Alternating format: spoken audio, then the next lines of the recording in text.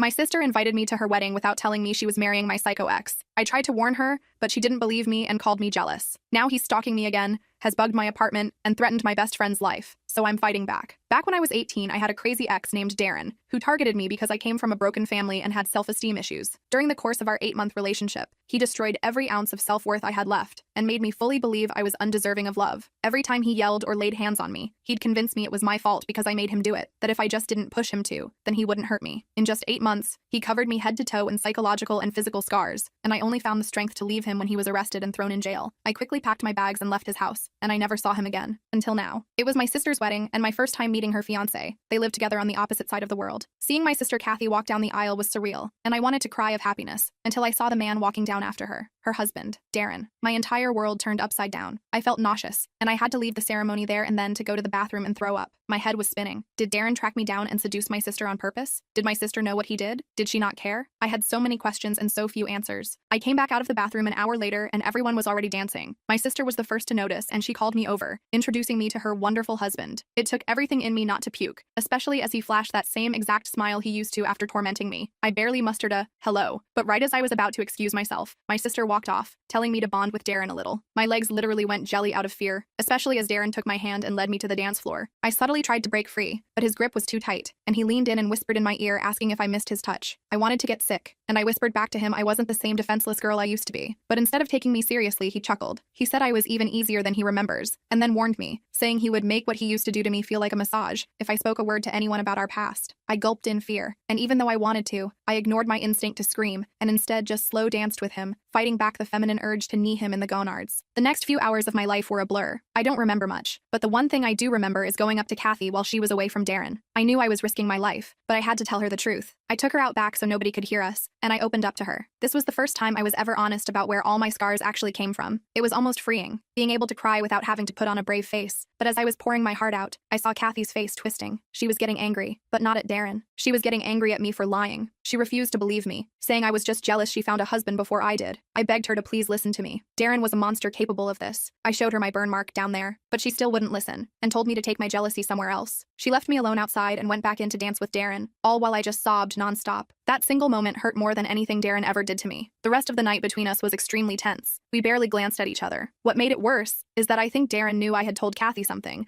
because he kept flashing this "oh you fucked up" smile at me. I left the wedding early, and throughout their honeymoon I was panicking. I was worried for Kathy's safety, but what I didn't realize was that it wasn't Kathy I should have worried about. It was me, because Darren never loved Kathy. Turns out, he had come back for me. And what he did next made that painfully clear. Because last Tuesday I got an email from Kathy. Subject line, exciting news. They'd decided to extend their honeymoon and were coming to visit me. They'd already booked tickets. They'd be arriving next month and staying for 2 weeks. I immediately threw up again. The thought of Darren in my space, my safe place, made me physically ill. I called my boss asking about temporary transfers to other offices, but got shut down because we're short-staffed. I considered subletting my apartment and just disappearing for a while, but my lease doesn't allow it. I started looking at hotels, thinking maybe I could just stay somewhere else while they visited, but that felt like running away, again. And I promised myself after Darren that I would never let anyone make me feel like I needed to run again. That promise had been my anchor through years of healing and rebuilding. So I did the only thing I could think of. I installed security cameras all over my apartment, outside the door, in the living room, hallway, everywhere except the bathroom. Changed all my locks, bought new pepper spray, told the building security about a stalker situation so they'd be on alert. I was careful to explain that this person was dangerous and might try to impersonate family to gain access. I specifically instructed that no one should be let into my apartment without my explicit approval, regardless of who they claimed to be. I memorized emergency numbers and escape routes, planning for every possible scenario I could imagine. I thought I was being paranoid, over-preparing. Then yesterday, I got a text from an unknown number, just a photo, of me, walking into my building after work, taken that same day. I blocked the number immediately. An hour later, another unknown number texted, another photo, me at the coffee shop across from my office, from that morning. He's already here. Somehow he's already here, watching me. The realization hit me like a physical blow, leaving me breathless and disoriented. I spent last night at my friend Maya's apartment, told her I had a plumbing issue, didn't sleep at all, kept checking my phone, waiting for more messages. Nothing came. Every creak of the building, every distant siren had me sitting bolt upright, heart racing. This morning I went back to my apartment to grab clothes for work, found something that made my blood run cold, a small electronic device tucked into the lamp by my bed, a listening device, in my bedroom. The violation of my private space felt like another form of assault. I smashed it immediately, then tore my apartment apart looking for others, found 2 more, one behind the TV, another under the kitchen table. I destroyed them all, packed a bag, and went straight back to Maya's. My hands wouldn't stop shaking as I threw random clothes into my suitcase,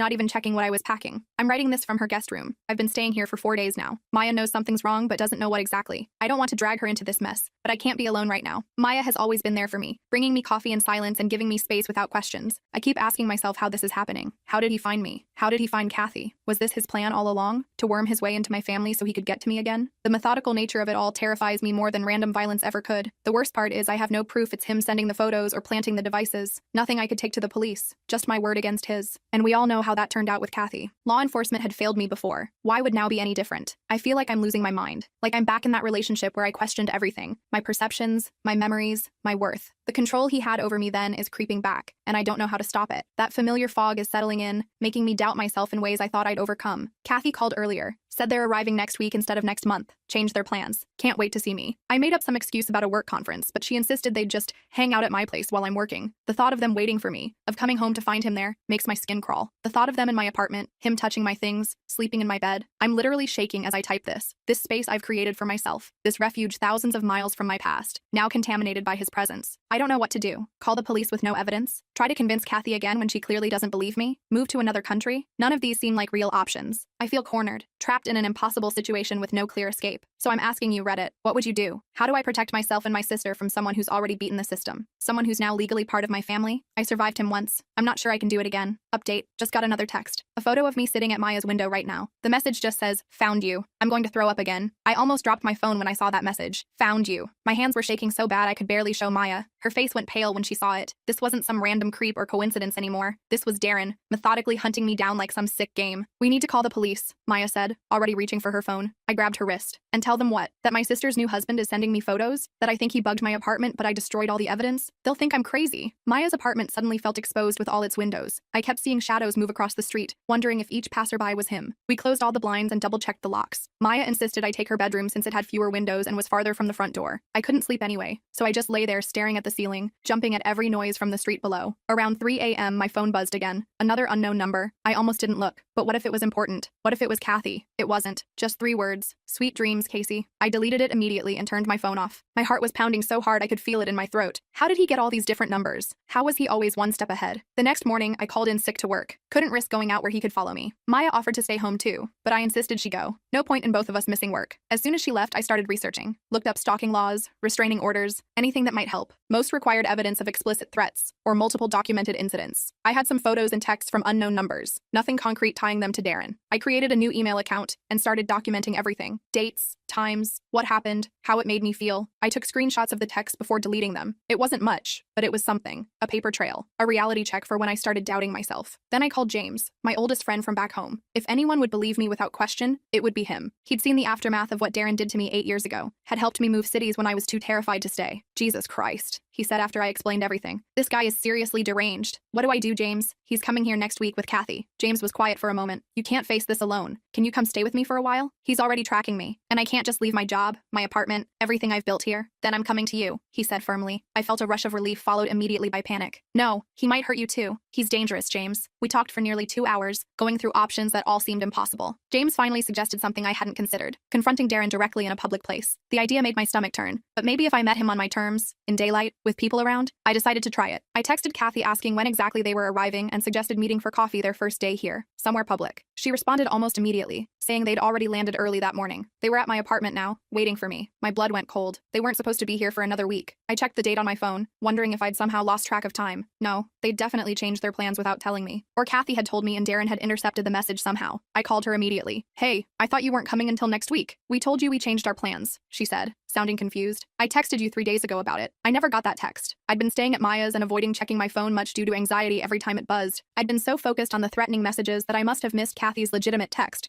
among all the notifications I was trying to ignore. I'm sorry, must have missed it with work being so crazy. I lied. I'm actually staying at a friend's right now. Plumbing issues in my building. Oh no. Well, we're at your apartment. The super let us in when we explained we were family. I felt a surge of anger. After my specific instructions to building security about my stalker situation, the super had still let them in. He must have been charmed by Darren's smooth talking or simply didn't take my warning seriously. I'll come meet you for lunch, I suggested, trying to keep my voice steady. There's a cafe about 2 blocks from my building. Very popular spot. We arranged to meet in an hour. Maya was still at work, so I couldn't even tell her what was happening. I took a quick shower, trying to wash away the fear and exhaustion. Looking in the mirror, I barely recognized myself. Dark circles under my eyes, skin pale, expression haunted. I applied some makeup, trying to look normal. The last thing I needed was Kathy commenting on how unwell I seemed. I picked the cafe carefully. Always crowded, tables close together, staff who knew me as a regular. I arrived 20 minutes early and chose a table with my back to the wall, facing the entrance. Ordered a coffee I couldn't drink, my stomach too knotted to handle caffeine. When they walked in, I almost bolted. Seeing Darren in his element, confident, charming, his arm around my sister, made me physically ill. He looked exactly the same as he had 8 years ago, maybe a little more filled out, hairstyled differently. But those eyes, those cold, calculating eyes hadn't changed at all. Kathy spotted me and waved excitedly,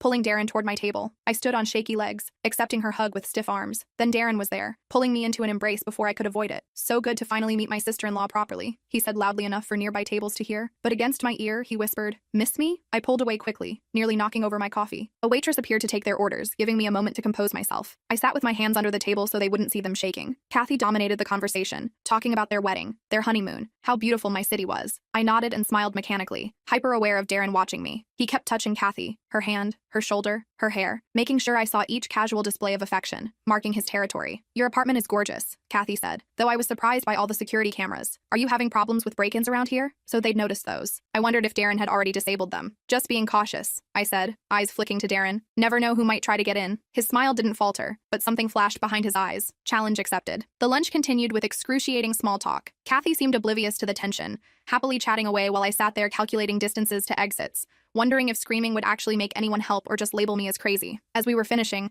Darren excused himself to use the restroom. The moment he was gone, I grabbed Kathy's hand. "You need to listen to me," I said urgently. I wasn't lying about Darren. He's dangerous. He's been stalking me, sending me photos, bugging my apartment. Kathy's face hardened. "Stop it, Casey. Just stop. I don't know what your problem is, but this has to end. Darren told me you might do this." I froze. "He what?" "He told me you had some kind of obsession with him years ago, that you couldn't accept when he broke things off and started spreading rumors about him being abusive." My jaw dropped. He'd preemptively poisoned her against me, set up the perfect defense. "That's not what happened," I insisted, desperation making my voice crack. "Why would I make this up? Why would I?" "Because you've always been like this," she interrupted, louder than she probably intended. A few nearby diners glanced our way. She lowered her voice. "Always dramatic, always needing attention, always making everything about you." The accusation hit like a slap. Was that really how she saw me? How my family saw me? "That's what he wants you to think," I said, my voice barely a whisper. "That's how abusers work. They isolate you from people who might see the truth. The only truth I see is that my sister is trying to ruin my marriage before it's even begun." Darren returned then, all smiles, asking what he'd missed. The look Kathy gave me made it clear the conversation was over. I mumbled something about needing to get back to Maya's to get ready for work tomorrow. Made up some excuse about her cats and my allergies, meaning they couldn't stay with me. "Such a shame," Darren said. "We were looking forward to quality time together." The way he emphasized quality time made my skin crawl. I managed to escape without him touching me again, promising to meet them for dinner tomorrow night. As soon as I turned the corner out of sight of the cafe, I broke into a run all the way back to Maya's. I half expected to find him somehow already there, waiting, but the apartment was empty. Maya returned from work to find me pacing her living room,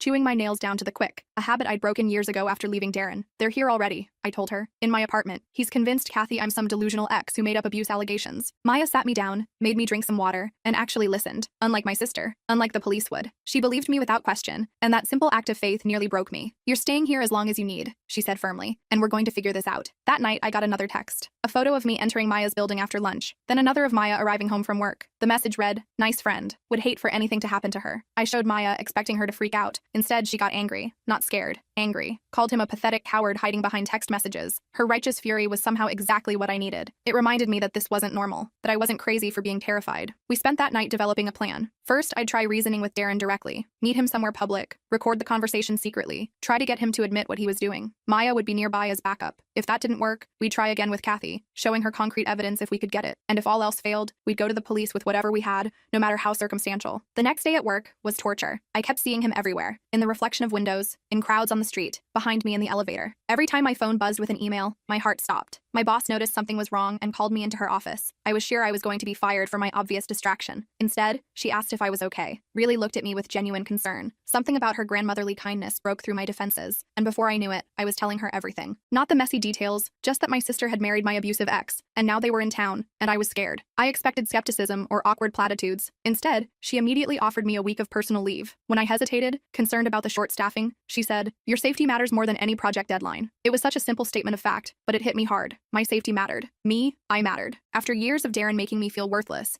after Kathy dismissing my fear as attention-seeking. Here was this woman I barely knew outside of work treating my well-being as an obvious priority. I accepted the leave but asked to finish the day to wrap up some projects. As I was leaving that evening, my boss walked me to my car and waited until I drove away. Such a small gesture of protection, but it meant everything. I arranged to meet Darren at a cafe near my office the next day. Told him I wanted to clear the air, just the two of us. I suggested a time when Kathy would be at a spa appointment she'd mentioned during lunch. He agreed almost too eagerly. Maya and I prepared carefully. I wore a button-up shirt with a small recording device hidden in the front pocket. Maya would sit nearby, pretending to work on her laptop. We arrived early, securing a table in the corner with a clear view of the entrance. Darren showed up exactly on time, looking perfectly put together in a casual button-down and designer jeans. He smiled as he approached, and for a split second, I remembered why I'd fallen for him in the first place, before I knew what he really was. Casey, he said warmly, sitting down across from me. I was hoping we'd get a chance to talk privately. I bet you were, I replied, trying to keep my voice steady. What's your game here, Darren? Why Kathy? Why now? He looked genuinely confused. Game? I fell in love with an amazing woman who happens to be your sister. Simple as that. Bullshit. The texts, the photos, the bugs in my apartment? You expect me to believe that's coincidence? His expression didn't change, but he leaned forward slightly. I have no idea what you're talking about. Sounds like you're having some issues, Casey. Maybe you should talk to someone about that. Classic gaslighting. I'd expected it, but it still made my blood boil. Cut the crap, I hissed. I know it's you. What I don't know is why. Revenge? Some sick power trip? Or did you just miss having someone to torture? He sighed, looking around as if concerned someone might overhear. Then he pulled out his phone, tapped something, and set it on the table. What are you doing? I asked, suddenly nervous. Recording our conversation, he said calmly. For my protection. You seem quite unstable, making wild accusations. My heart sank. He was creating evidence against me. Anything I said could be edited, manipulated, used to make me look delusional, just like he'd convinced Kathy I was. You haven't changed at all, I managed to say. Still the same manipulative monster. He smiled then, a cold smile that didn't reach his eyes. And you're still so easy to rattle. Always were. He picked up his phone, stopped the recording, and stood up. I think we're done here. I'd appreciate if you'd keep your delusions away from my wife. She's worried about you, you know. We both are. I watched him walk away, defeat washing over me. The recording device felt heavy in my pocket, useless. He'd outplayed me, again. I looked over at Maya, who seemed to understand immediately that things hadn't gone as planned. Back at her apartment, I reviewed the recording. As expected, it captured nothing incriminating, just Darren sounding concerned while I made accusations. Maya suggested we try a different approach. Investigation. If Darren had targeted Kathy deliberately to get to me, there might be evidence of planning. I started with the mutual friend who had introduced them. Kathy had mentioned the name once, Thomas, but said they weren't close. I found him through her Facebook friends and sent a message explaining I wanted to surprise Kathy with something special from the friend who'd introduced them. Thomas responded quickly, seeming confused. Said he barely knew Darren, had only met him once at a work function. Darren had approached him, mentioned he was new in town, and asked to be introduced to some local people. Thomas had invited him to a dinner party where Kathy was present. That was it. Maya and I looked at each other. If Thomas was telling the truth, this supported my theory that Darren had targeted Kathy deliberately. But it wasn't proof of anything sinister, just a guy asking to be introduced to people in a new city. I needed more. I hesitantly messaged a couple of Kathy's other friends, asking casual questions about how they remembered Kathy and Darren getting together. Most responses aligned with Thomas's story. Darren had appeared seemingly from nowhere, pursued Kathy intensely, and proposed quickly. One friend, Jennifer, mentioned something interesting. Apparently, Darren had asked a lot of questions about Kathy's family early on, particularly about me, where I was living, what I was doing, if I was seeing anyone. Kathy had thought it was sweet that he was so interested in getting to know her family. That's it, Maya said. He was fishing for information about you. It certainly seemed that way. But again, not proof of anything illegal, just creepy and calculating. The next few days fell into an uncomfortable pattern. I'd meet Kathy and Darren for meals or sightseeing, maintaining a strained politeness. Darren was always the perfect gentleman in public, but would find moments to brush against me or whisper comments when Kathy wasn't looking. Nothing obviously threatening, just enough to keep me on edge. Reminders that he was in control. Kathy remained oblivious, though I caught her giving me concerned looks when she thought I wasn't watching. I wondered what Darren was telling her about me when they were alone, what poison he was dripping into her ear. We had dinner at their hotel restaurant on their 5th night in town. I'd been careful to suggest only public places for our meetings, avoiding anywhere private. But halfway through the meal, Darren deliberately knocked over his wine glass, splashing red wine across my white blouse. "Oh my God, I'm so sorry," he exclaimed, looking genuinely distressed. "Casey, the bathroom is just down that hallway. Kathy, give her your stain remover pen." Before I could object, Kathy was handing me her purse and urging me to hurry before the stain set. I hesitated, not wanting to leave the public space of the restaurant. "Go on," Darren insisted. "I'll order you another drink while you clean up." The bathroom was at the end of a long hallway, away from the main restaurant. I hurried, planning to be as quick as possible. But as I was dabbing at the stain, the bathroom door opened. Darren stepped in, locked the door behind him, and leaned against it. My heart nearly stopped. We were alone, really alone, for the first time in 8 years. I backed up until I hit the wall, trying to put as much distance between us as possible. "What do you want?" I managed to ask, my voice stronger than I expected. He studied me for a moment, head tilted slightly. You know, I've thought about this moment for years. What I'd say when I finally had you alone again. Stay back, I warned,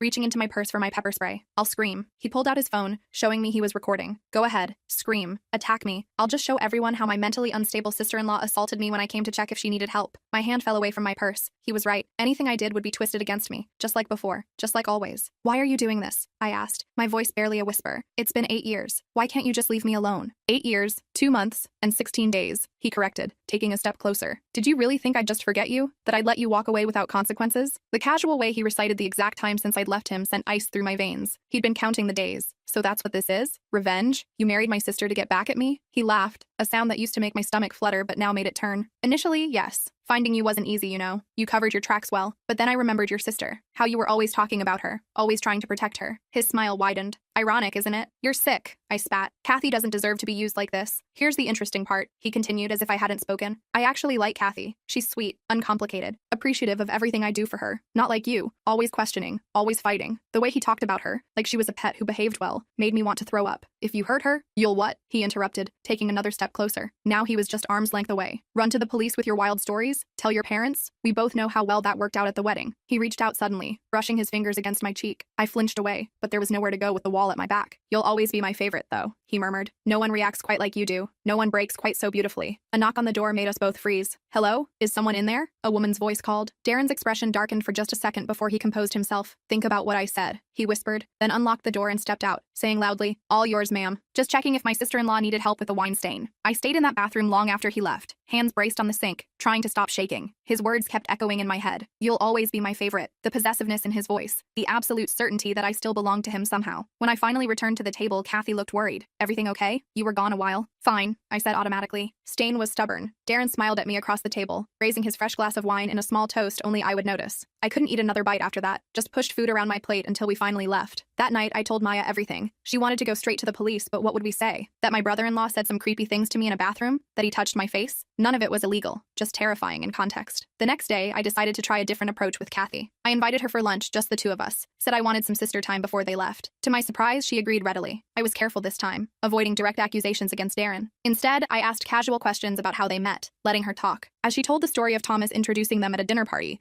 I noticed small inconsistencies with what Thomas had told me. According to Kathy, Darren had specifically asked to meet her after seeing her photo at Thomas's place, but Thomas had said the introduction was coincidental. It's funny, I said carefully. I was chatting with Thomas recently. He didn't remember introducing you two intentionally. Kathy frowned. What? Why were you talking to Thomas about us? I realized my mistake too late. I wanted to get to know more about Darren, since I missed the whole dating period. So, you've been checking up on him? Interrogating my friends behind my back? Her voice rose slightly, attracting glances from nearby tables. It's not like that, I insisted. I'm just trying to understand. No, you're trying to find something wrong. You can't just be happy for me, can you? She stood up abruptly. Darren was right. He said you might do something like this. Of course he did. He was always one step ahead. Kathy, please. I'm done with this conversation, she said firmly. I'm going back to the hotel. Don't follow me. I watched her storm out, feeling helpless. Darren had positioned himself perfectly, predicting my every move and poisoning Kathy against me before I could even make it. The wall between my sister and me was growing higher by the day. Back at Maya's, I collapsed on the couch, exhausted. Every attempt to protect Kathy or expose Darren just seemed to drive her further away and give him more ammunition. I felt like I was playing chess against a master while blindfolded. My phone buzzed with a text from James. He'd been checking in daily, and I'd been keeping him updated. His message was simple. Anything on his previous relationships? Pattern of behavior equals stronger case. It was a good point. If Darren had done this to me, chances were he'd done it to others. I'd been so focused on his relationship with Kathy that I hadn't thought to look backward. I spent the next few hours scrolling through social media,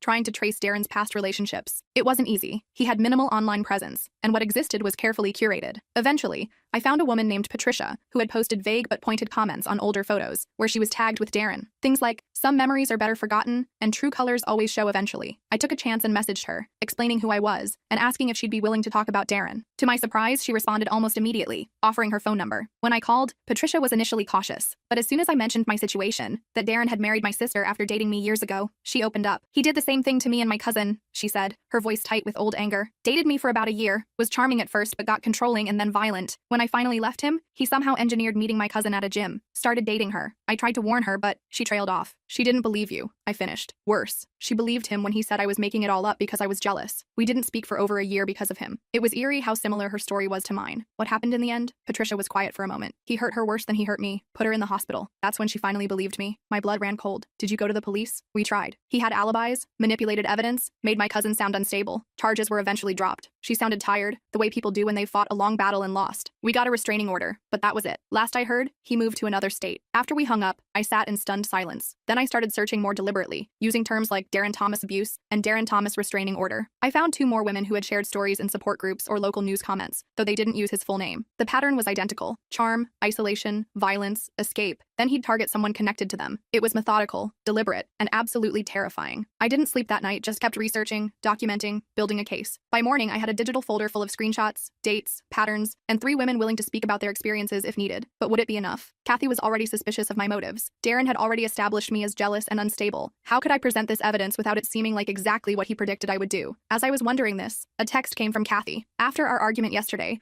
I hadn't expected to hear from her so soon. Can we talk? Alone? Hotel lobby? 10 a.m.? A flicker of hope sparked in my chest. Maybe she'd been thinking about our conversation. Maybe something I said had gotten through. I quickly replied that I'd be there, then spent the next hour trying to decide what evidence to bring, what to say, how to approach this opportunity. Maya urged caution. It could be a trap. Darren might have sent that text. She had a point, but I had to try. I arrived at the hotel early, chose a seat with a clear view of all entrances, and waited. At exactly 10 a.m., Kathy appeared. Alone. She looked tired, with dark circles under her eyes partly hidden by makeup. Thanks for coming, she said quietly, sitting across from me. Of course. I resisted the urge to launch immediately into all my evidence. Is everything okay? She glanced around nervously before answering. I don't know. Darren and we had a fight last night. After I told him about our lunch, my heart rate picked up. What kind of fight? She rubbed her wrist absently, and for the first time, I noticed what looked like the edge of a bruise disappearing under her bracelet. He got really angry, said you were trying to come between us, that you've always been jealous of what we have. I wanted to scream that what they had was a complete fabrication, but I held my tongue. Did he hurt you, Kathy? Her eyes darted up to mine, then away. No, he just grabbed my arm a little too hard. He was upset. Classic minimization. I'd done the same thing countless times. Kathy, I said gently, that's not okay. No matter how upset someone is, they don't have the right to hurt you. It's not like that, she insisted. It was just one time. He apologized right away. It was like hearing my own words from 8 years ago. The same excuses, the same desperate belief that it was just a one-time thing, that it wouldn't happen again. Can I show you something? I asked carefully. She hesitated, then nodded. I pulled out my phone and showed her a photo I'd kept all these years, a picture of my arm, covered in finger-shaped bruises. This was after Darren just grabbed me a little too hard the first time. He apologized right away too. Her eyes widened.